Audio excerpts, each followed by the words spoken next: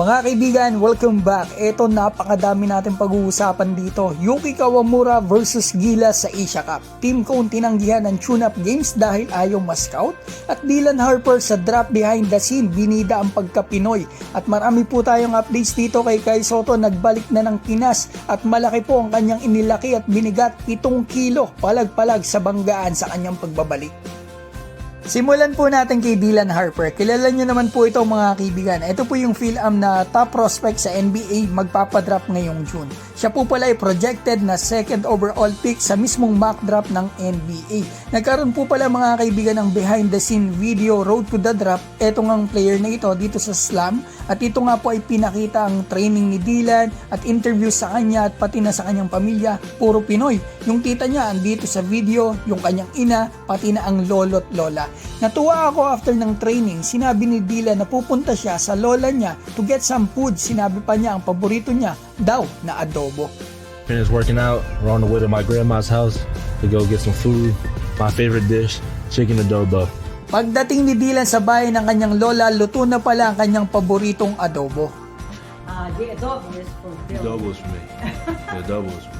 Right now. Kainan time, sumandok ng kanin si Dylan. Pinoy na Pinoy, kanin at adobo. Mostly po kasi sa mga Americans, pagkain nila mga pizza, steaks at hindi kanin. Nakakatuwa, sa video ito na nilabas about Dylan's behind the scene to the drop, pinakita ang kanyang pagka-Pilipino. Ngayon, punta na po tayo kay Yuki Kawamura, ang dating katandem ni Kai Sotto sa Japan B-League. Eto, nalaman ko po ayon sa source natin na ito palang si Yuki ay siguradong maglalaro dito sa Asia Cup.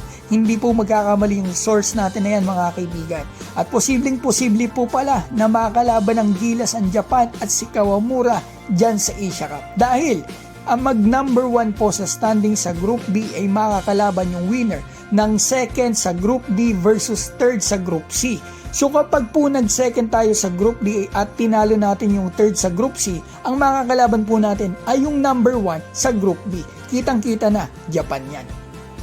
Take note, nung isang araw lang po nabalita, tinanggihan ng Gilas ang tune-up invitation ng Korea at Japan. Yes, may PBA schedules, baka sa time na yan, playoffs yan, pero may kasabihan nga, if there's a will, there's a way. Dati nga kay Coach Hot, may mga Monday practices sila, yung Gilas, di ba mga kaibigan, kahit may PBA.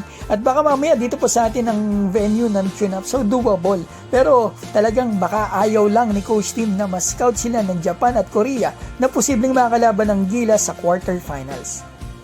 Sa hindi po nakakaalam, ang tumalo po sa atin sa nakaraang Asia Cup 2022, yan po yung Japan. Kaya for me, maganda talaga na hindi na pinush ng Gilas ang mga tune-up games dito sa Japan at Korea kasi baka mamaya mas-scout pa tayo.